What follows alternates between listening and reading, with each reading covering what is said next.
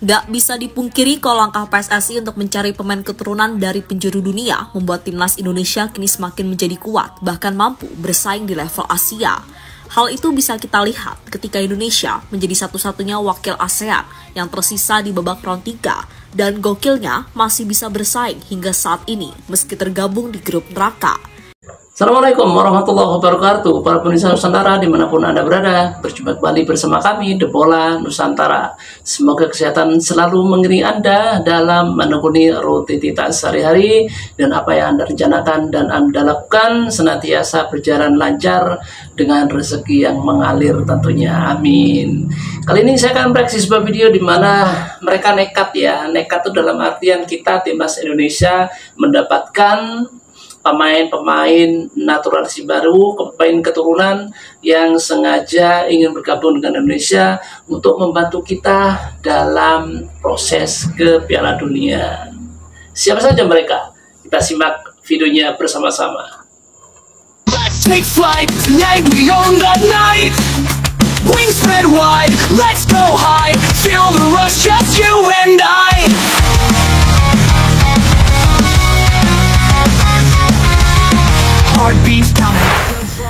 Gak bisa dipungkiri kalau langkah PSSI untuk mencari pemain keturunan dari penjuru dunia membuat timnas Indonesia kini semakin menjadi kuat, bahkan mampu bersaing di level Asia. Hal itu bisa kita lihat ketika Indonesia menjadi satu-satunya wakil ASEAN yang tersisa di babak round 3 dan gokilnya masih bisa bersaing hingga saat ini meski tergabung di grup neraka. Selain itu, performa anak-anak Garuda Muda yang baru saja mengamankan satu tiket ke Piala Dunia U17 sekali lagi menjadi bukti nyata kalau Indonesia sekarang ini memang gak bisa dianggap sepele. Sementara itu, jelang Piala Asia U23, pelatih anyar Gerard Vallenberg sampai saat ini masih mencari bakat-bakat muda terbaik dari pentas Liga 1 hingga keturunan yang bermain di Eropa. Dan menurut sejumlah laporan terbaru, jika pelatih asal Belanda itu sudah mempersiapkan setidaknya 8 pemain keturunan baru untuk bermain di Piala Asia U23 di Arab Saudi nanti. Lantas siapa saja? Mari kita ulas selengkapnya. Through the storms and through the breeze, riding on these wild dreams.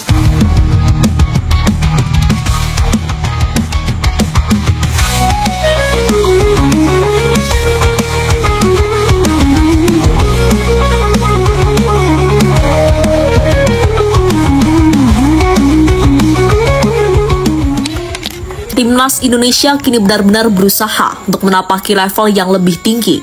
Dan sejak PSSI ada di bawah komando Erick Thohir, pelan namun pasti, progres itu makin nyata adanya.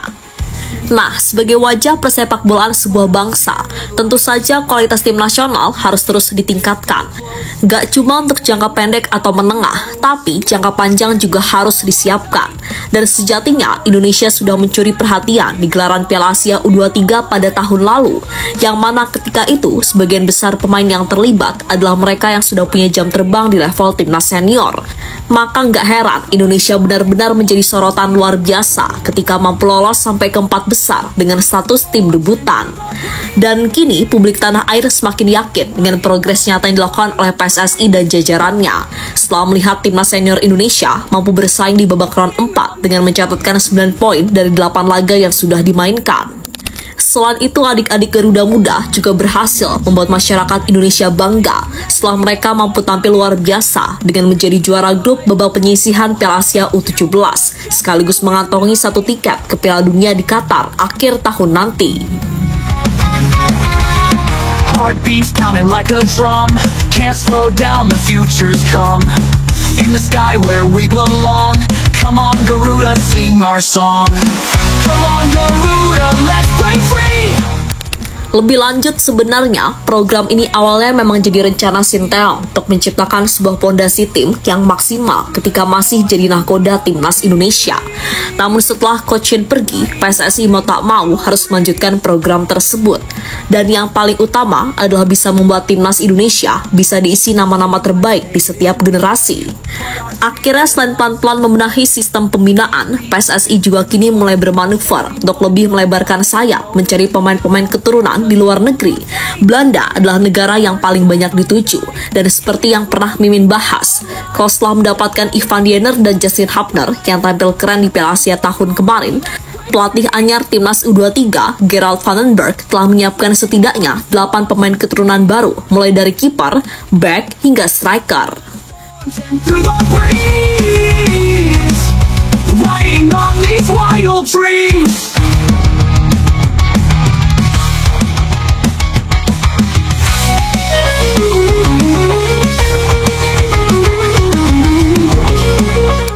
Mulai dari penjaga gawang, ada sosok Van den Heuvel, kiper berusia 21 tahun itu dikabarkan memiliki darah Indonesia. Danny Van den Heuvel diketahui juga mengikuti akun Instagram PSSI. Namun pelatih timnas U21 Belanda, Michael Reiziger, sempat memanggilnya untuk FIFA Matchday bulan Maret kemarin. Selanjutnya ada nama Mike Klein, bek milik Sparta Rotterdam itu tengah menjadi perbincangan hangat di kalangan pecinta sepak bola tanah air setelah dirinya bertemu dengan Vardy Bahdim. Selain karena bertemunya Vardy Bahdim dan Mike Klein, isu sang pemain akan menjalani naturalisasi juga dikuatkan pernyataan anggota Exco PSSI, Arya Sinulinga. Melalui channel YouTube-nya, Arya Sinulinga menyebut ada pemain berposisi bek dan gelandang yang jarang terdengar tengah diproses naturalisasinya. Melihat kode tersebut, Mike Klein berpotensi menjadi pemain yang dimaksud. Mike Klein sendiri merupakan pemain yang dapat diposisikan sebagai gelandang tengah dan bek kiri.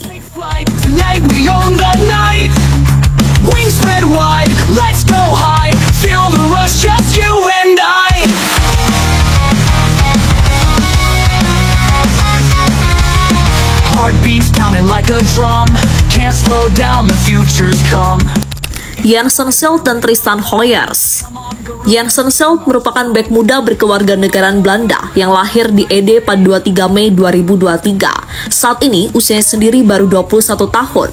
Dilansir dari akun pemain keturunan.id di Instagram, Jansen Silt memiliki darah Indonesia, tepatnya keturunan Maluku, dan kini dirinya membela tim kasta kedua Liga Inggris bersama Sunderland. Usianya masih sangat muda, dan dia bisa jadi duet maut bersama Justin Hubner di lini belakang timnas Indonesia U23. Selain itu ada nama yang tak asing lagi, yakni Tristan Hoyer. Bahkan, bek milik PEC Zwolle itu semakin dekat dengan timnas Indonesia. Informasi tersebut disampaikan oleh Yusa Nugraha, YouTuber asal Indonesia yang tinggal di Belanda dan kerap menjadi penghubung antara pemain diaspora dengan publik tanah air. Yusa menyebut bahwa dirinya telah berbicara langsung dengan Tristan dan mendapat respon positif. Aku pernah ngobrol sama dia. Pertama kalinya aku tanya apakah dia ingin membela timnas Indonesia.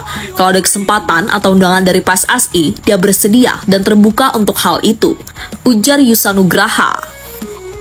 Ook gewoon de mensen daar, ik vind het land gewoon mooi, maar ik zeg eerlijk, en de mensen daar vooral. Nah, di tengah soal rumor 3 pemain tadi, ada pun media Jerman yang juga nge-spill pemain keturunan yang eligible buat membela timnas Indonesia. Ya, sebelum ini, media Jerman, OneFootball, telah mendoakan timnas Indonesia agar bisa lolos ke Piala Dunia dan bisa memperkuat timnas U23. Dan salah satu nama yang dimaksud adalah Lauren Ulrich. Usianya masih 20 tahun dan kini ia tercatat sebagai pemain VfB Stuttgart 2 di Liga 3 Jerman. Nah, musim ini Lauren tercatat sudah tampil di 12 pertandingan dengan koleksi 3 gol dan 5 assist. Dan di laga terbaru, pemain berdarah Surabaya itu sukses mencetak gol untuk timnya melalui free kick jarak jauh saat timnya kalah melawan Victoriaken 1-2. Through the storms and through the breeze, riding on these wild dreams.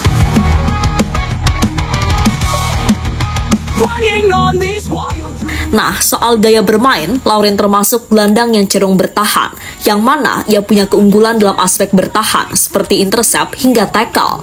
Nah, jika ia memperkuat timnas Indonesia, mungkin bisa diduetkan dengan Ivan Diener untuk Piala Asia U23 nanti. Mimin sangat yakin keduanya akan membuat lini tengah Indonesia menjadi elegan.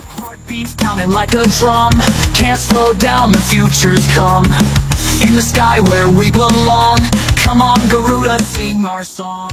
Sementara 3 pemain baru lainnya ada Julian Urip, Mauro Zylstra, dan juga Mileno Jonathan. Seperti kita tahu kalau Mauro Zylstra sudah melengkapi berkas-berkasnya dan hanya menunggu giliran untuk sumpah WNI. Sedangkan Mileno Jonathan kemarin sudah datang ke Jakarta bersama keluarganya, namun sampai saat ini belum ada kabar selanjutnya. Sedangkan Julian Urip sama dengan Mileno Jonathan, dan semoga saja mereka akan disumpah bareng bersama Mauro Zylstra. Kan kita nggak tahu, karena PSSI suka sekali memberikan kejutan yang tak terduga. Just hold on tight, feel the power side by side. In this moment we're alive, together we can touch the sky. Come on Garuda, let's play free. Ya, melihat potensi yang ada, pastinya Coach Gerald akan merasa happy apabila semuanya berhasil diproses. Sebab semakin banyak pilihan, makin enak untuk meramu squad. Dan ingat, kita juga masih punya sosok seperti Denmark serta tim Gapens yang bisa saja juga masuk Garuda Calling. Jika semua bergabung, wah, sengeri apa skuad Indonesia U23 di Piala Asia nanti. Dan sekali lagi, kita doakan saja semoga pemain bisa diproses sesuai target tanpa terkendala apapun.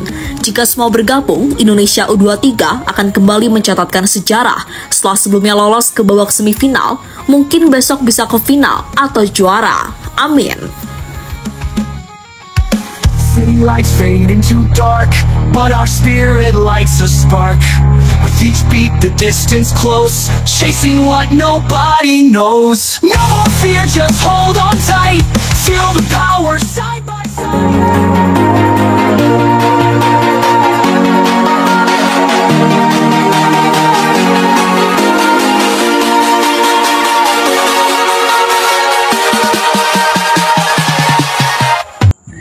Jadi berpisah, yang diupas ternyata lebih banyak dan condong kepada U23 daripada U Senior yang menapaki kualifikasi Piala Dunia kurang 1 langkah, 2 langkah lagi ya, melawan melawan Cina dan melawan Jepang. Tapi toh demikian pun timnas U23 juga merupakan kebanggaan kita. Jadi apapun yang dibicarakan Mimin tadi berpengaruh besar kepada sportivitas maupun dukungan daripada Ultras Garuda. Wah, keren.